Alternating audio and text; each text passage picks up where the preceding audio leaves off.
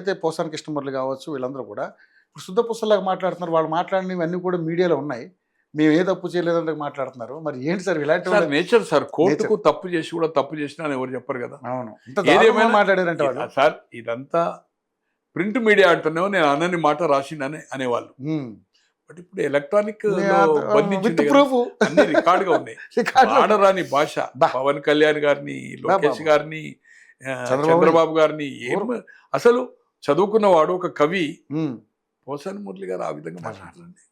ఘోరం, చాలా ఘోరము. దానికి అనుభవిస్తున్నాం. బోర్లగడ్డ మాట్లాడినట్టు వేరే సంగతి.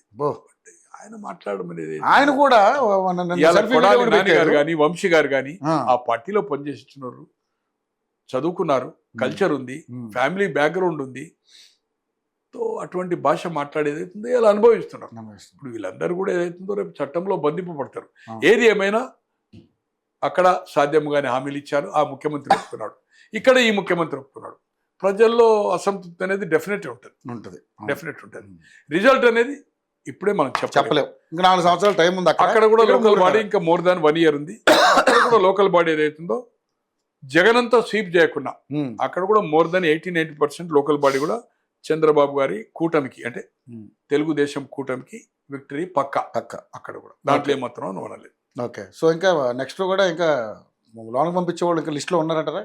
రెడ్ బుక్ చాలా మంది పార్టీకి కావచ్చు, జైలుకు పోయే వాళ్ళు ఉంటారు, కేసులు అవుతాయి, ఇంకా పెండింగ్ ఉన్న వాళ్ళు ఏదైతుందో అన్ని తయారైతున్నాయి, కంప్లైంట్స్ 1 by 1 వస్తున్నాయి.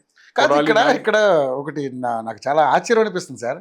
అనాల్సిన మాటలన్నీ అనేసి చండాలమంతా మాట్లాడి ఈ రోజు మా మీద కక్ష సాధింపు చర్యలు చేస్తున్నారంటే ఎవడన్నా నమ్ముతాడా సార్? అసలు చట్టము సెక్షన్ ప్రకారమే చేస్తున్నారు. ఎక్కడైతే బెయిల్ అవైలబిలిటీ ఉందో బెయిల్ దొరుకుతుంది, బెయిల్ దొరకని వాటికి బెయిల్ దొరకడం లేదు. ఏదైనా చట్ట ప్రకారమే, కాంప్లైంట్స్ ఇచ్చిన ప్రకారమే ఎఫ్ఐఆర్ వేసి కేసులు కడతా ఉన్నారు. దాంట్లో ఏమాత్రం లేదు.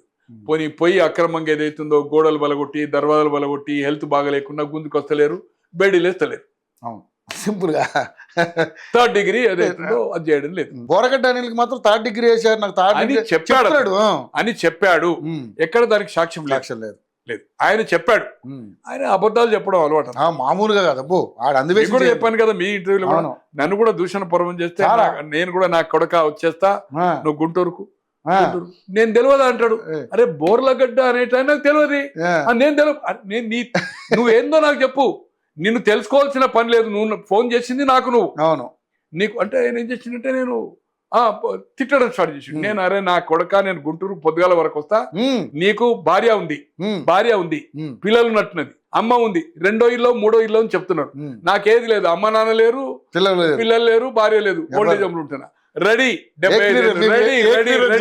పొద్దుగాల వరకు బస్సు ఎక్కి వస్తా, నువ్వు ఏడికి రమ్మంటే ఆడికి వస్తా అన్నాక తిట్టుకుంటూ నేను పెట్టేసిన తర్వాత ఏమైంది, మెసేజ్ పెట్టాడు, అరే నా కొడుక ఒక అయ్య ఒక అవ్వకు పుడితే అనేది ఏదైతుందో పెట్టాడు. నేను అవ్వ అయ్యాకైతే నేను పుట్టినా లేదా అనేది ఇడిచిపెట్టు, ఒక అయ్యకు అవ్వకు పుట్టలేదా, నేను వస్తా అంటున్నా, నువ్వు అడ్రస్ పంపు,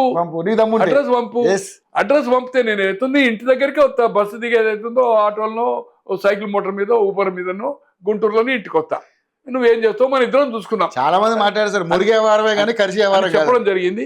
ఆయన దాంట్లో నా దాంట్లో డిలీట్ అయింది. ఏదైతుందో నేను మొన్న బాబు గారు కలిసినప్పుడు కూడా ఓపెన్ గా సెక్రటరీలో చెప్పిన, మా కన్వర్జేషన్ ఇట్లా నడిచిందంటే చంద్రబాబు గారు ఏమన్నా తెలుసా, ఇంకా ప్రకాష్ రావు గారు ఇంకా మీ ఫైర్ పోలేదు కదా అన్నాడు.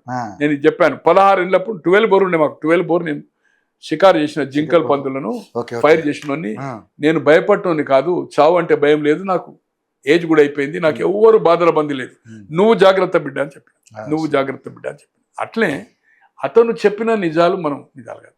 ఈ రోజు ఏదైతుందో ఎటువంటి లాంగ్వేజ్ చేశాడు, అనుభవిస్తున్నాడు. మీరు మంచి మాట అన్నారు, చదువుకున్న వాళ్ళు అంతే, చదువుకోలేని వాళ్ళు అంతే. ఆయన కూడా చదువుకున్నోడే, కానీ సంస్కారం ఆ లాంగ్వేజ్ తోటి ఏదైతుందో ఆ హైప్ క్రియేట్ చేసుకొని ఆ సీడీలు పంపి రికార్డ్ చేయడం అంటే బ్లాక్ మెయిల్ అన్నట్టు కదా. అవును, ఇప్పుడు నేను మాట్లాడితే రికార్డ్ చేస్తాను, తిట్టినే రికార్డ్ చేసి నువ్వే రిలీజ్ చేస్తున్నావు ఏకపక్షంగా, మీడియాకి పోతుంది. అంటే దాంతో నువ్వు రేట్ పెంచుకొని ఈ చర్చల మీద, ఈ వేరే వాళ్ళ ఈ మామూల మీద, ఈ ల్యాండ్ డిస్ట్రిబ్యూట్ మీద డబ్బులు సంపాదించే ఆలోచన కదా బాగా చేశాడు. ఇంకోటి దళిత కార్డు ఉపయోగించి కూడా చాలా, దళిత కార్డు ఏదో నేషనల్ అని బోర్డు పెట్టుకొని దానికి ఏదైతుందో నా వాళ్ళు అంతా సెక్రటరీలు నేషనల్ లెవెల్ ఇదేతుందో, ఏది ఏమైనా పైవాడు ఉన్నాడు. ఏదైనా ఎవరు చేసుకున్న పాపం మనకైతే అతిగా ప్రవర్తించాడు. ఎస్ అనుభవిస్తున్నారు. దాన్ని ఆయన ఎంకరేజ్ చేసిన వాళ్ళు కూడా కొంతమంది ఉన్నారు, సజ్జల్ లాంటి వాళ్ళు. దాంట్లో ఏమాత్రం అనుమానం లేదు. అజ్జలేండి సార్, సాక్షాత్తు ముఖ్యమంత్రి, మాజీ ముఖ్యమంత్రి దాంట్లో ఏమాత్రం సజ్జల ఇటువంటి వాళ్ళని ఏదైతుందో ఆయన కొడుకు ఈ వీళ్ళు ఏదైతుందో ఎంకరేజ్ చేశారు. ఈ రోజు వాళ్ళ కొడుకు కూడా కానీ ఎవరైతే చేసిండో దాన్ని శిక్ష అనుభవించక తప్పదు. వాళ్ళ సన్ కూడా పోయిండా లేకపోతే పోవడం ఖాయం. సోషల్ మీడియా ఇష్యూలో ఎవరు సజ్జల కృష్ణారెడ్డి గారు ఇన్ఛార్జ్ ఉండే కదా, వాళ్ళ అబ్బాయి Bhargav. Thank you sir, thank you so much. మరిన్ని అప్డేట్స్తో మళ్ళీ కలుసుకుందాం సార్ తప్పకుండా. థ్యాంక్ యూ గోనె ప్రకాష్ గారు. సో గోనె ప్రకాష్ గారు చెప్పినటువంటి అంశాలను ఒకసారి మనం గమనిద్దాం. ఎందుకంటే ఆయన రాజకీయంగా చాలా సీనియర్ నాయకుడు కాబట్టి ఆయన చెప్పిన ఆయన అభిప్రాయం ప్రకారం ఇప్పుడున్నటువంటి పరిస్థితుల ఒక రాజకీయ సమీకరణాల మీద మనం ఒకసారి దృష్టి పెడితే ఏం జరుగుతుంది అనేది ఫర్దర్గా మనం చూద్దాం.